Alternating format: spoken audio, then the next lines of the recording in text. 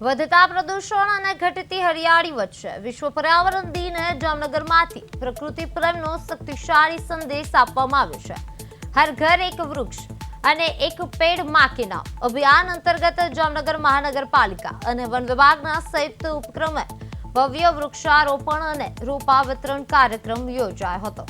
જનપ્રતિનિધિઓ, અધિકારીઓ અને મોટી સંખ્યામાં નાગરિકોએ એકસાથે વૃક્ષારોપણ કરીને હરિયાણા ભવિષ્યનો સંકલ્પ લીધો હતો। જામનગરના સમર્પણ સર્કલ નજીક ભીમા વુડ્સ પાછળ યોજાયેલા કાર્યક્રમમાં રાજ્યના શિક્ષણ મંત્રી રેવાબા જાડેજા, સાંસદ પૂનમબેન માંડવ અને મેયર મોનિકાબેન વ્યાસ સહિતના મહાનુભાવોએ વૃક્ષારોપણ કર્યું હતું। કાર્યક્રમ દરમિયાન પર્યાવરણ બચાવવા માટે માત્ર વૃક્ષ વાવવા જ નહીં પરંતુ તેનું યોગ્ય જતન કરવાની પણ અપીલ કરવામાં આવી હતી।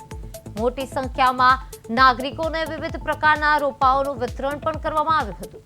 આજે એક વૃક્ષ આવતીકાલે સ્વચ્છ હવાના સંદેશ સાથે સૌએ પર્યાવરણ સંરક્ષણ માટે પોતાનો ફાળો આપવાનો સંકલ્પ વ્યક્ત કર્યો હતો।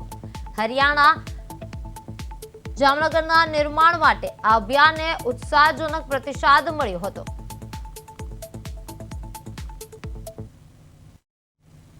આજ રોજ 5 જૂન એટલે વિશ્વ પર્યાવરણ દિવસ અને આ દિવસ નિમિત્તે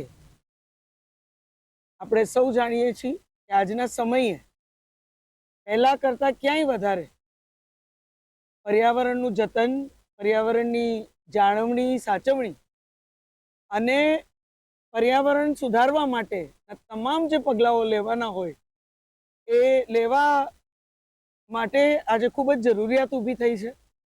આપણે સૌ જાણીએ છીએ કે ક્લાઇમેટ ચેન્જને લીધે એની અસર આપણે બધા રોજે રોજ અનુભવીએ છીએ।